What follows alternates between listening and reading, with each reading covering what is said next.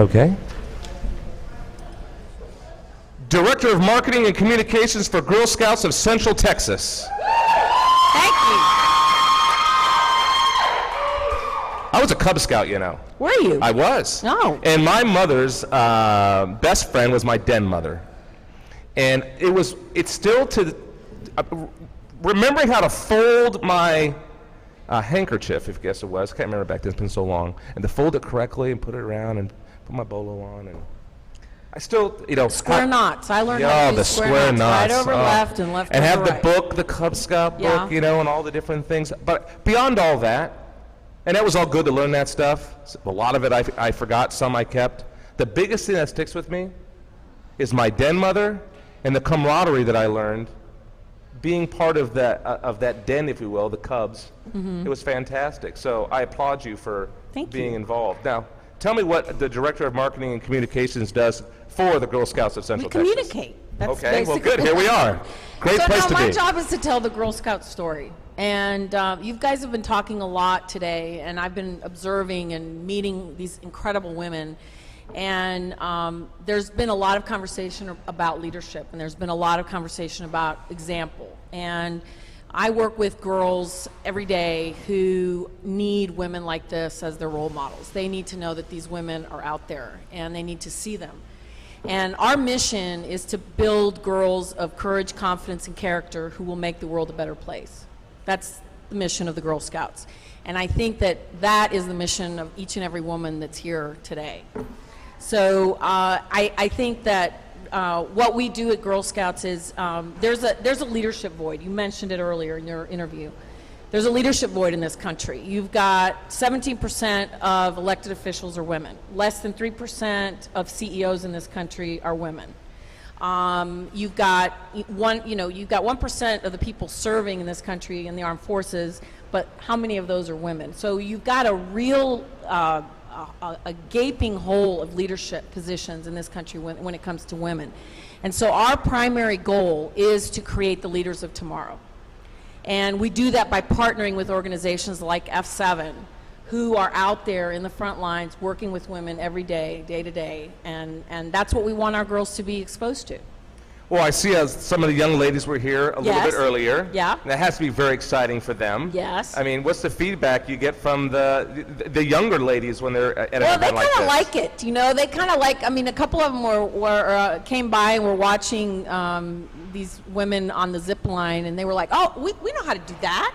We've done that before." They're very, kind of showing off a little, but. They really, the girls, this is a great place for them to come. This is a great place for all women to come. You find that camaraderie, you remember as a Boy Scout. Sure, absolutely. And you test your limits, like on the zip line, like Terry was talking about.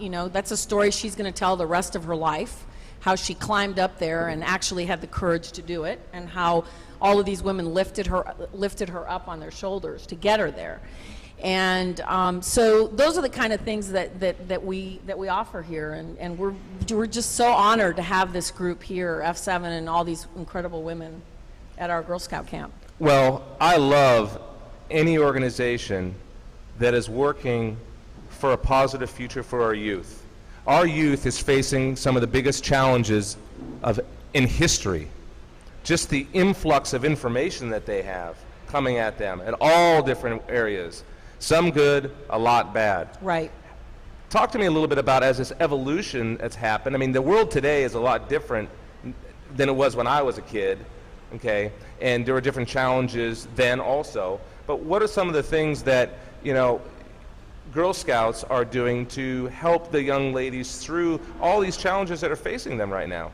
Well, I think one of the biggest things that we do is we have, at the Girl Scouts of Central Texas, we're very proud that we have one of three actually two of the three STEM programs available, STEM being science, technology, engineering, and math.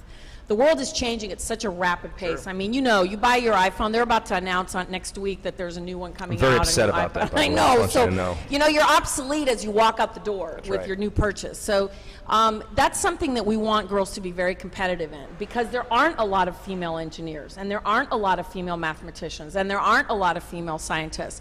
And it's not because they're not smart enough. It's because it's a lack of imagination on the part of the educational system to understand that these girls can do exactly what the boys are doing, and sometimes even better. And so we have these programs, and we show these girls that they can build from the time they're 7, 8, 9 years old. They're building robots, and they Oh, that's easy. yeah. And they're seeing how math is so creative, you know? And I have a brother who's an engineer, and I remember him telling me once that math was beautiful, and I thought he was nuts. But watching those girls, I understand what he's talking about, because I see the beauty in what they're doing. And so that's one of the programs we do. We also have a program which unfortunately is a necessity. We really don't wish we didn't have to have it, but it's Girl Scouts Beyond Bars. And what we do is we have a Girl Scout troop, several Girl Scout troops, whose mothers are incarcerated. And we take the girls as a troop to have their meetings at the prison where their mothers are being held. And so what it does is it promotes a relationship between the daughter and her mother, so that when the mother gets out, you mentioned earlier that when, you know, a soldier is deployed, sometimes they come back and they don't recognize their child. Well, the same thing happens to women in prison. They're in prison, and when they come out, they don't recognize their children, and their children don't recognize them. And so we try to foster that relationship, and also teach the girls that there's a different way, because the recidivism and the fact that your mother was in prison, the chances of you going to prison are like 80%. I mean, it's really, really high.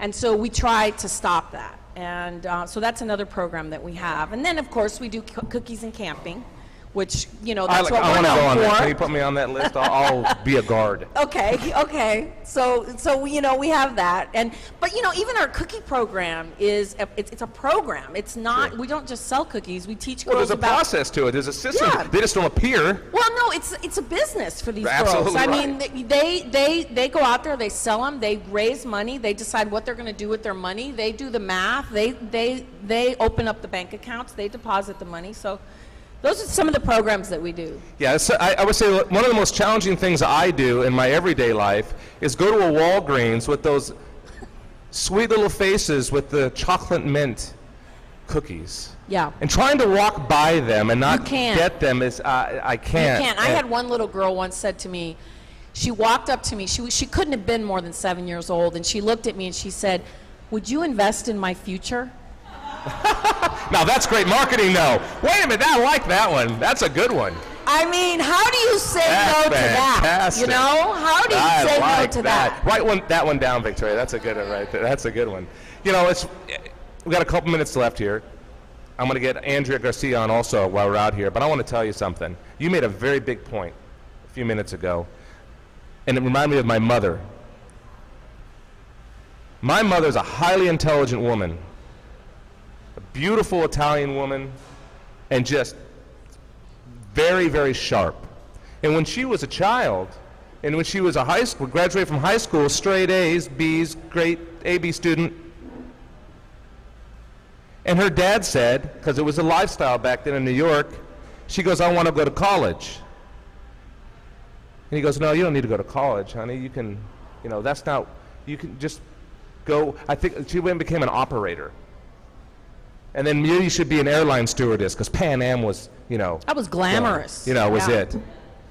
Part of what we're inheriting right now is the past. We don't have a lot of strong women that should have rose up through the chain of command, because society was not pushing the smart, driven woman to become a powerful part of the future of this country. And that is what's going to change, and it is changing now because of you and what you're doing with the Girl Scouts, right? That, Central Texas, what F7's doing, and what we're trying to do here with this program. Get the information out, because we have to mold society to mold our leaders too, because our leaders will mold the next society. So there's this balancing act that we have to have. And you have to also, you know, Sandra said that she didn't do women.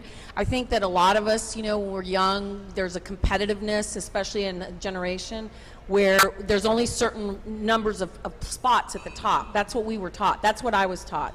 You know, there's only going to be so many spots for women, and if I have one of those spots, I'm going to guard it. And so what we're trying to teach our girls, and what I think F7 is doing, is we lift each other up. You know, there's enough for everyone. And I think that's a real important component that we all have to remember, is that, you know, what you're talking about, you know, the leadership and being unified as women is important. Absolutely.